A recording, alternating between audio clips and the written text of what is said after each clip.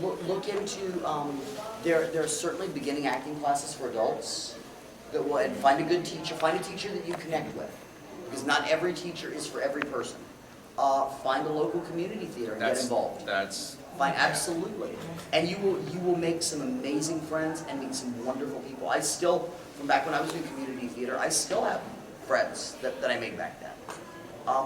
But my acting teacher one time said, and this is why he's my mentor, he told a beginning acting class one time, he said, okay, I'm going to teach a technique, and if it doesn't work for you, it's crap. There are 8 other teachers in this program. Find one who works for you. Find one whose style works for you.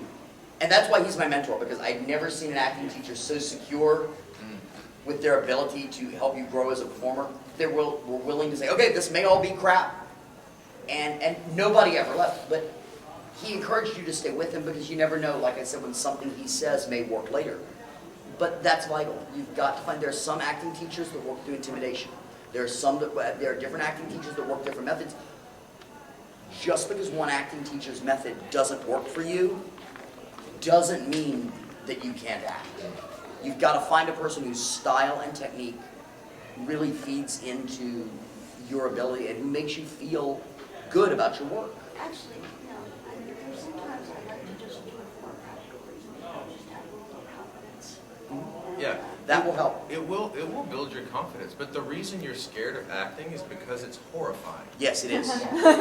Yes. There is nothing scarier. To want to do it. Yeah. That's why I want to be in the booth. You should be.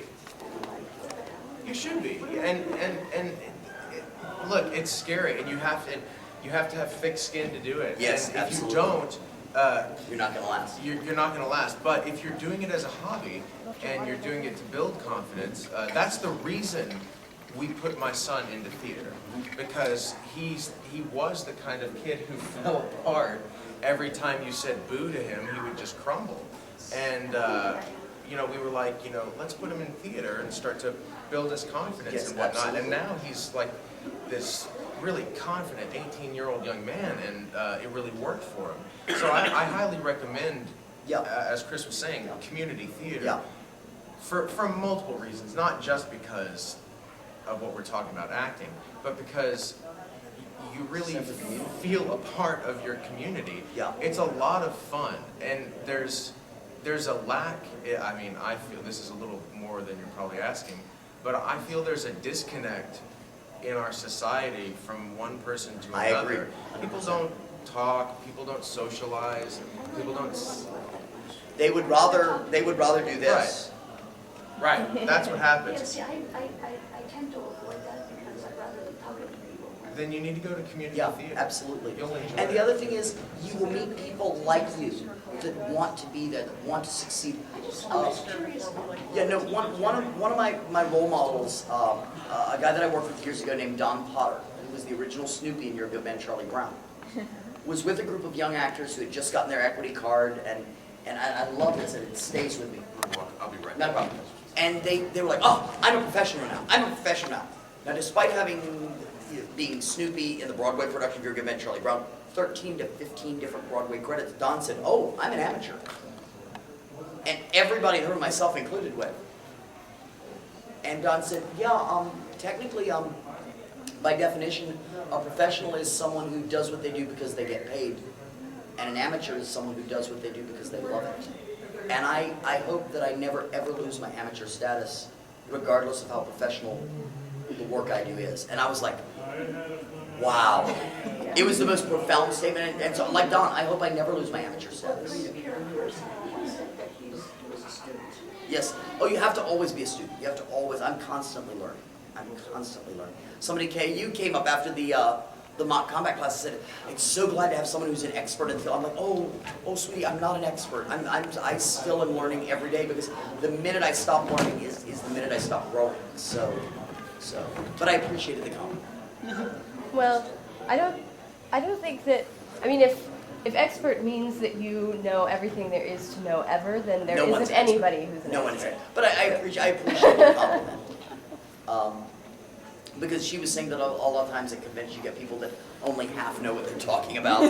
Saying, you need to do this. And I have had a little bit of training in the stage combat area, so. Another question. Yes, you haven't. Oh, what? You. Okay. It's kind of off topic of the whole job type of thing, but it's for Eric. I don't know how much work you've done in the English version of Italia, but did you have a favorite scene where you played as America? My favorite scene in Italia?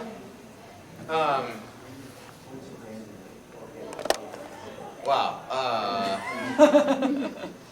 You can give a couple examples. It's funny because, you know, usually when people ask me about my favorite scene that I've done from a show, it's from something like Fruits Basket, which I have hardly a memory of because I recorded it years and years and years ago. I was talking about this the other day. And you record a scene once and move on, and haven't watched it in a long time. So Italia's fresh, you know, and I actually remember the stuff. So I can actually answer your question, which is awesome. It was, I really love all the stuff about Globo Man, you know, where you know that, and but probably my favorite is right at the beginning when he talks about when America talks about you know, England goes in suicidal. You know, it's your charge of the light brigade routine, and you know, and he sits there and details how each country is totally stupid. Oh God! I thought that was hysterical, and just very credit to the writing team on that. They wrote those scripts very well, and I had a blast being an idiot with that. So that's not what other countries think of us. Yeah, you know, it's. I wish I could disagree with what other countries think of us, but we've really made fools of ourselves. Yeah, at times. You know, so it's all good. We are what we are, right? Yep. We Another can question? laugh at ourselves. Yes. Another I question? actually went. I'll tell a little anecdote. I went up to a convention in Toronto with Todd Habercorn and Wendy Powell, and yeah, and we went out to this cool bar. It was an outdoor bar, and we could sit on the street, have some drinks. And we were sitting there talking, and these four guys came in, and they were hitting on Wendy Powell, which was hilarious. She loved it. She did. She was all over it, because Todd and I went into the bar to get some drinks, and we came out, and Wendy's like, "Oh, these guys are great. Oh my God, these guys are great. Oh my God, you need to sit down and talk with these guys." And we sit down, we start talking, and these four guys who are from Toronto, they're like, "So where are you guys from?" And we're like, "Well, we're actually from Dallas." And all four of them go, "All right." And just blew us off and turned around, and Wendy's like, "Eric Vale, why'd you have to say something? Everything was going great." I'm like, "They asked where we were from." So I told them where we were from. You didn't have to tell the truth. So, I mean, even people in Canada don't We're the like politest us. people on the planet. Who are the nicest people in the world? Yeah. These four guys are like, "Yeah, we don't like you." I'm like, "Oh, okay, sorry." And honestly, I was like, "I'm sorry. You have every reason to not like us." So, anyway, sorry, little anecdote.